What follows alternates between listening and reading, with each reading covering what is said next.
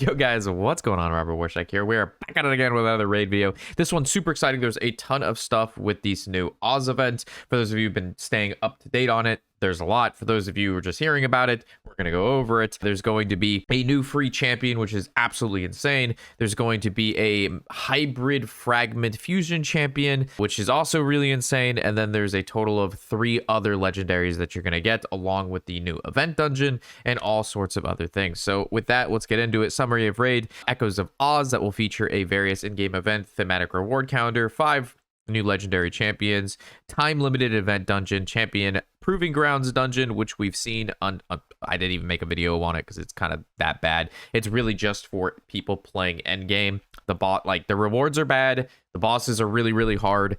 Most people aren't participating in that, and even the people who are, again, the rewards aren't even good. Do your cursed city, just do your grim forest, you're gonna do fine. But before we get into the rest of the video, if you haven't already, give Raid a download there using the QR code at the top or in the pinned comment in the description. I actually just updated my creator code. We've got Tholen as the free legendary now, which I still don't have on my main account. Really run him. We have the Venomage coming in at, I believe, level 10, Tagore at level 20, and you're gonna get yourself Stag Knight at level 30. It's a really well-rounded just starter team. And on top of that, if you use one of the codes on the screen, my recommendation is going to be Raid 7 or probably Desert Queen. You're going to get yourself 2 legendaries to start with, 3 epics, and this is a very powerful start for anybody wanting to start Raid. So if you didn't use a creator code and you're starting Raid, you should definitely just start over and use a creator code for sure. It's going to give you a big head start. And if you're already playing Raid and you're like, I don't need this, consider starting a free-to-play account. Honestly, really fun, really humbling when I did it a couple months back, and I think you'd be surprised. And of course, the last thing, even if you play Raid or you're going to start Raid and you need a clan, join dudes. I always try to keep at least 1 open spot, and if it's filled up, just message me on Discord and we'll find a spot for you. All right, enjoy the rest of the video. All right, so the duration of this event is August 19th when this video is coming out, and then November 10th is when it's going to be wrapping up. The champions that are going to be part of this event is going to be Cowardly Lion, which is the fusion fragment hybrid summon. We have Dorothy,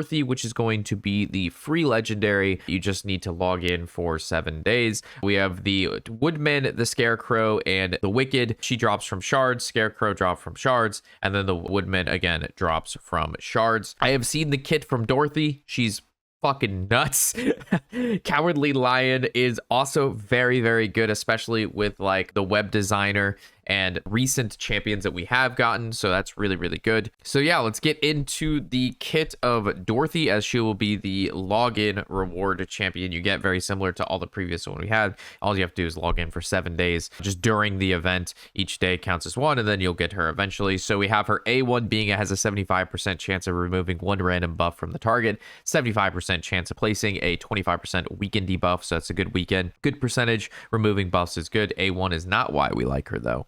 Or A2, 75% chance of placing a 60% decreased defense debuff and a 50% decrease attack debuff on all enemies for 2 turns on a possible 3-turn cooldown if you book her. And then we have her A3, which is attacks all enemies, steals all buffs from all enemies, then applies buff spread effect, taking all buffs from this champion and then placing them to all allies. 75% chance to place a stun debuff on all enemies for 1 turn. And then she has Oz Unity, which the more champions from the Oz you have, the stronger this ability becomes, as if it wasn't strong enough. Cannot land a weak hit with this skill. 2 allies, as the skill cannot be put on cooldown. And then 3 is the skill will ignore effects of any enemy polymorph blessings. So the skill cannot be put on cooldown with 2 other Oz champions. Seems pretty strong, especially we guaranteed, and not guaranteed, but most likely you're going to get the Lion, so you really just need 1 other Oz champion to have her A3 just not going on cooldown, which seems pretty ridiculous with an effect like that. We have the stun and then steal all buffs. And then her passive is whenever this champion is killed, all allies team up to attack the enemy that killed her. Whenever this champion is revived, instantly activates her Tornado, which is the giant A3 that steals all the buffs, spreads all the buffs, and then potentially puts a stun out. And then we have increases this champion's HP by 3% for each ally turn taken, increases this champion's speed by 3% for each enemy turn taken, and both of these stacks up to 30%. So she can get 30% more health and 30% more speed. She just seems pretty good. This Oz, I mean, this is just the first Oz person, and it seems very strong, and this is the free one. And then her aura increases ally speed in all battles by 19%. So speed lead, great A3, synergizes with Oz people. Her A1 and A2 are okay, but her A3 obviously definitely takes the cake. And if you're going to be wanting some Oz people and making an Oz team, this is good. This is really good stuff. So the loyalty champion on her during the event, all new and existing players will have a chance to obtain her via the 14-day loyalty program, which is just, again, log in, counts as a day, grab her. She can be claimed on day 7, and then her perfect soul can be claimed on day 14. So as you can see, there's phase 1 and then phase 2, and you can get her 5-star soul during the phase 2, and it's log into the game, spend 130 energy, win 10 arena battles, and open 1 shard. So very, very easy stuff to get her 5 awakenings, which is really nice. Also, it mentions here, additionally, after collecting the champion, players will be able to share a post on Facebook or X to get some extra rewards. You actually just need to hit share. You don't need to actually hit post on those. So I don't know if you guys know that or not, but you get free rewards that way. Good stuff there. All right, Cowardly Lion. So this is going to be the hybrid fusion. So basically how this is going to work is you're going to get fragments for epics, and then once you get the 4 epics, you fuse all of those epics, and then you make the lion. So you're getting fragments for epics that fuse into the lion. So it's a bit of both together. And then let's take a look at his kit here. We have a legendary defense. His A1 is attack 1 enemy 3 times. The damage inflicted by the skill increases by 10% for each skill successfully activated by allies and enemies under fear or true fear debuffs, stacks up to 100%. Each hit steals 5% of the target's turn meter. That seems fairly strong. Also, weaving in the fear and true fear for the Cowardly Lion is pretty good, pretty funny as well. Definitely on par. His A2 being attacks all enemies before attacking, 60% increased defense buff and a fervor buff on all allies for 2 turns. Will ignore 20% of each target's defense, and then 75% chance of placing a true fear debuff on all enemies for 2 turns. That's pretty good. This can go down to a 3-turn attack. So with the last book is a -1 cooldown. So increased defense, fervor, and ignores defense and true fear. I mean, that's a lot of effects inside that just one ability, which is A2. We have his A3, which is places a counterattack buff and a reflect damage buff on all allies. Pretty insane for 2 turns. And remember, if Dorothy's on the team, every time a champion takes a turn and attacks, she's going to get speed and HP as well. So was it every attack or was it every turn? Okay, ally turn taken. Okay, so it doesn't work for like counterattack. Never mind. While under these buffs from this champion, allies will ignore shield and strengthen buffs when counterattacking. Allies will also ignore shield buffs when reflecting damage. So a full ignore on shields. There's a lot of Pelops floating out there. There's a lot of tech going on out there. So just straight up ignoring shield seems pretty, again,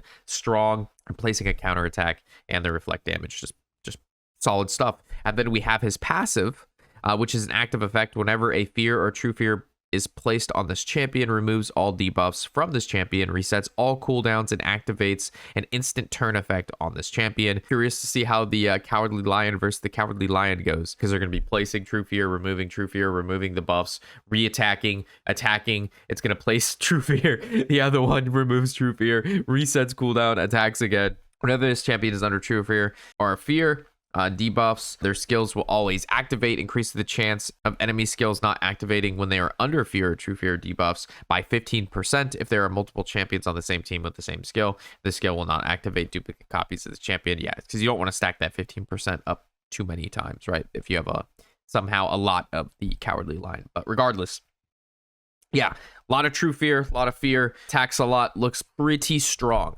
And again, just being able to attack a lot. And then we have his strength in the pack, the A3. I didn't even see that. It only has 2 books and it's -1/-1. So his A3, pretty, if you get lucky and hit it twice, that's pretty good. I don't know getting the Primal Roar if it really matters. I mean, how many? 1, 2, 3, 4. That's 5 books to do a -1 cooldown when really just the -1 on the A3 works out. So we'll see when we book them out. We can get lucky with the A3. But yeah, Lion looks really, really strong. And again, part of the Oz group. And the more Oz's you have, I'm just like Ninja Turtles, right? The more Ninja Turtles you have, the stronger the team. All right, so for the other characters, we have the Scarecrow, we have the Tin Man, right? And then we have the event boss. So let's take a look at the Scarecrow, and what he's going to do is actually incredibly hard to read. So we're going to see, I think this one, yes, this is much easier to read. So we have a Spirit Affinity type support undead. His A1, the first hit has attacks one enemy 2 times. The first hit has a 50% chance of placing a decrease res debuff for 2 turns. The second hit has a 50% of dealing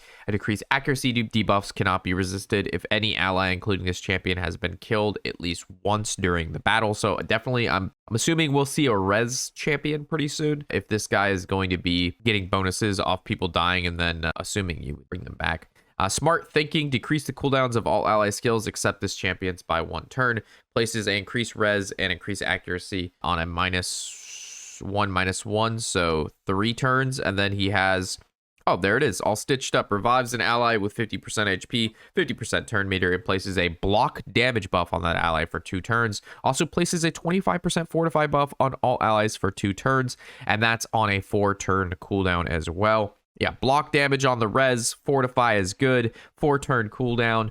That's about normal, I would say, for a reser. Generally, it's between 3 and 5, depending on how the books work and how strong it is. So yeah, makes sense. Also pretty easy to book. I mean, we have just a -1, -1, -1, -1, and then his A1 does have 4 books in there as well, but the other one has 4 books, so it's split between a really good one, and he also has a passive which can have a book in there as well. So his passive is whenever this champion is killed, revives them with a 50% HP, 50% turn meter, then removes all debuffs from allies. That's insane, and this is on a 4-turn cooldown, can go to 3. And then his passive effect on top of the active effect is this champion becomes immune to fear, true fear, provoke, and petrification debuffs if any ally, including this champion, has been killed at least once during battle. And so, yeah, every 3 turns. So he's going to start with this. 3 turns, it comes back. He has a self-res, an actual res, and then once somebody dies, he just can't be feared, true fear, provoked, or petrified. So that's just seems really strong. And then his aura is accuracy in battles by 60. So yeah, Scarecrow seems to put the team together. Doesn't really, I mean, he really into him for his passive and the all stitched up. I mean, his A1's okay, and then giving people res and increased accuracy, sure. There's no actual healing he's doing here or putting any sort of insane buffs, but overall definitely seems, for the team counting as an Oz champion, just seems good. And I don't know why, bro, this guy kind of looking like Ghost Rider. It has to I don't know why, I just like got Ghost Rider vibes from him. Granted, again, I know he's a Scarecrow, but it has to be the face. All right, so we have Tin Man coming in here. Obviously, type defense. I'm not going to lie, he looks kind of dweeby. I feel like they could have juiced our boy up a little bit, but all right, let's see what the Tin Man does. We have attacks 1 enemy, heals this champion by 15% of their max HP. Sure, that is a quite tanky ability. Feel it now, 5-turn cooldown, can go down to 4. Attacks 1 enemy, inflicts 10% more damage, and ignores 10% defense for each buff on this champion. So if this guy has 5 buffs on him, does 50% more damage and ignores 50% more defense. Then directs all other allies to team up and attack the same target. Allies joining the attack will use their default skills. Increases the damage inflicted by allies teaming up to attack the target and ignore their defense effect by 5%. 10% for Dorothy, Tin Man, Scarecrow, and Talon for each buff on this champion. And then we have the Lumber Machine, attacks all enemies before attacking, places a 30% increased crit damage. I like that a lot more than crit rate. I hate increases crit rate because everybody who matters has 100% crit rate anyway. So I truly hate beings that do increase crit rate. Crit damage is much better. And a 15% shatter buff on all allies for 2 turns. We'll ignore 5% of each target's defense for each buff on this champion, and then places a revive on death buff on this champion for 1 turn if this attack kills an enemy. That's just kind of obnoxious. This can go on a 3-turn cooldown. So pretty hard hitting, generally single target, has a team up. Not too bad. Tin Man seems like it'd be quite obnoxious, along with Scarecrow, who could self-res and then he uses this ability and then kills somebody, and then let's say then he gets a res on death and then he comes back. So yeah, definitely seems pretty good if you got the synergies flowing. And then his last passive, we have it decreases the damage of all allies received by 15%, 30% for Dorothy, Tin Man, Scarecrow, and Cowardly Lion. This champion receives that damage instead. Wow. Okay, so just full damage blanket. Oh, now I get it. So this is just decreases the damage of all allies received by 15% and then 30% for Dorothy. So his team up, it's just increases the damage. They don't need to be part of the Oz. It's 5%. But if it is Oz, they do 10% instead of 5. Got it. Sorry, I apparently needed to read it twice. So it still does the same thing. It just gets more of an effect. If the damage received in this way exceeds 50% of this champion's max HP, places Revive on Death buff champion for 2 turns. Okay, so it's like you're going to get 1 hit. Okay, no, you're not. You're just going to have Revive on Death now. That's just very good as well. If the damage received in this way exceeds 50% of this champion's max AT, activate the Hexwing Axe skill against the enemy with the lowest HP. If there are multiple champions on the team with this skill, only one will activate. The skill will not activate on duplicate copies. Whenever this champion receives damage via this skill, increases this champion's defense by 10%, stacks up to 100%. Jesus. Yeah, Tin Man definitely seems very, very strong. I mean, Scarecrow also seems strong, but so far it's probably going to be Dorothy, Tin Man, or the Lion so far, and then Scarecrow's in last place. But yeah, Tin Man seems pretty obnoxious and quite nice. So hopefully we can snag him somewhere in this. And then moving towards the event dungeon, the boss being obviously the Wicked Witch, should be available for players as long as you're above level 6, which is, I don't know, like 12 seconds of playing the game.